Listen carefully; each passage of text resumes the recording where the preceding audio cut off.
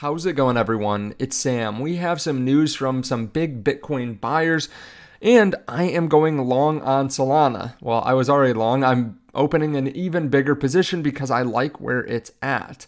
Now, I want to go through this. Something really interesting too with Solana that you don't see with other cryptocurrencies. We'll be going through that too. If you don't mind, hit subscribe, turn on the bell notification underneath the video so you can see future videos just like this one.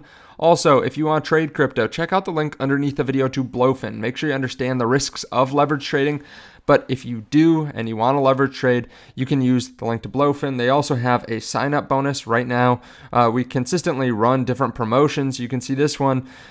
You can get up to 1 Bitcoin. You sign up with the link underneath the video. You get different, you get these like points to spin the wheel, and you can get anything from, XRP to Bitcoin, and you get different amounts. So obviously a lower chance that you get 1 Bitcoin, and a higher chance that you get like 0.1 XRP or even, this good luck spin. But you can check this out underneath the video. The spinner game is just for the next 2 or 3 days. As always, do your own due diligence, but I am trading regardless of that spinner on Blofin. So definitely check that out. And if you hear something in the background, that is the baby squealing there.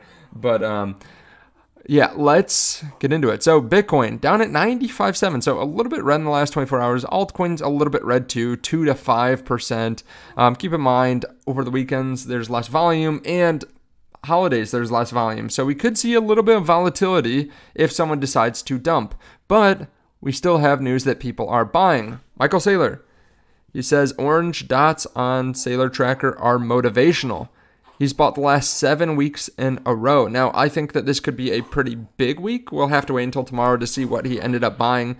But he's been buying anywhere between 1.5 or 2 billion and $5 billion a week. I think he's hitting that at the money offering pretty hard. They're going to be included in the NASDAQ 100. And I think they're already seeing some flows. The other day, Bitcoin was sideways for the day, and MSTR was up 6%, which you don't typically see. So Michael Saylor making some more buys. We also have El Salvador making some more buys. They bought another 11 Bitcoin worth $1 million. They said that they're going to try to buy even faster. At least that's what Max Kaiser said, that they're going to try to get up to 20,000 more Bitcoin, which even if you bought 10 a day, that would still take, 5-6 years, if I'm doing my math right off the top of my head. So I think they're going to be buying more aggressively here soon. They were buying just 1 Bitcoin a day. The IMF said, hey, we'll give you $3.5 billion if you take Bitcoin and you don't make it legal tender anymore. And El Salvador said, fine, we're just going to go buy Bitcoin with it. At least that's what it looks like, right? So it looks like they're going to dump 20,000 Bitcoin at $100,000 a piece. That's about $2 billion into Bitcoin, which is over half of the IMF loan that they just got, so or that they're going to get. So we'll have to continue to monitor this. RSI on Solana is oversold, or right about oversold. Marty Party says last time Solana was oversold on daily RSI was the 10th of June 2023. This is technically where you buy or long. Okay, so let's look at this. The RSI is right below 31, which, I mean, this has been a good time in the past. You can see 122 back in the beginning of the year. Is this year? Yeah. Back in 2024, 122. Another time that it went down this low was about 123. And then we went all the way down to 109. And then we went down to 122 again. So this is a pretty good time to buy. This is why I'm actually rolling a position here today. So what I'm going to be doing today is I'm actually going to close this Solana long position that I have an average price of $117. I'm going to be closing this and rolling it. So basically what I'm going to do, I'm going to close it and then open another position. It's going to roll up my liquidation price pretty significantly because right now my liquidation price is just above $100.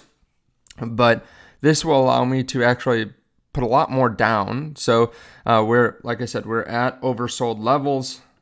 You can see here, this typically has been a great time to buy. I mean, look at this, August 4, we touched the same level and we went down to 110. and then that was the lowest point that we had. Another point that would have been a good time was here with $120, and we went all the way up to 190. Another time that we touched on this level, we were at that same level, 120, then went up to 188. So I think that we could be flipping this previous line, this previous downtrend line, into support. Obviously, a lot of it does come back down to what happens in the broader market. But what I'm going to do is I am going to close this, close all. We'll even do a market order. Close all, and then I'm going to roll this. So now I actually just changed it to 3x. I decided that a little bit lower liquidation price would be nice, like 122. So I went slightly lower leverage, but I rolled this. So we have a higher total amount of Solana. We have almost flipped this trend line into support, or it looks like we could. We also, got rejected around 183, which we're at 183. We would have to break through all these previous resistances around 150, 160. We'd have to go below these support levels of 135, 132. So I think that is, in the leverage world, I don't want to say safe by any means, because Solana could fall another 30%. But keep in mind, too, we have gone down in the last, 1 month, almost exactly to the month. We've gone down now 30%. We went down to 33% down. So assuming this bull market continues, this is probably a safer play. But of course, like, I was significantly in the profit, so I am taking more risk. You can see, though, you can do that a little bit more and feel a little bit, well, you can feel good about it if you have a lot of other positions that are significantly positive. Something else that's really interesting on Solana is the fact that it spends more time in higher risk bands than other cryptos. What do I mean by this? This is Into the Cryptoverse. There's a link to this underneath the video with a 10% off code.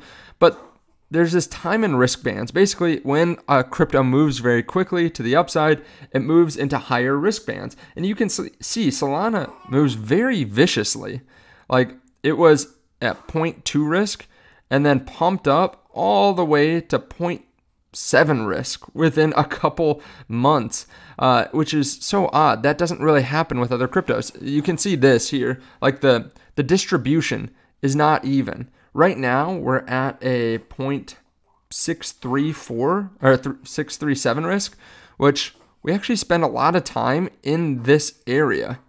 Like, about half the time we spend above this risk level. And compare that to something else. Let's look at, like, Ethereum, for example. It spends most of its time in 0.5 to 0.7. So I guess this is pretty normally distributed. Let's look at something like XRP. Let me pull this up, actually. XRP is more what you'd expect, which is it spends more time in these lower risk bands. And then it has, like, these blow off tops. Let's look at something else like Avalanche. Avalanche, kind of weirdly distributed, but you can see more time in the lower risk bands and less in the higher. Bitcoin, let's look at Bitcoin. This is probably a good gauge. Yeah, similar to XRP, just with slightly higher risk bands, where it spends more time in the bottom, and then it's more skewed. It's been too long since I've been in math, but more skewed to the left. I think that's how it's said, but smaller times in the higher risk bands. I'll have to brush up on that. Let's look at something else like Shiba Inu, for example. Same thing. It spends a lot of time in these lower risk bands. So it's almost like the cryptos that don't move very often, but they have vicious moves, are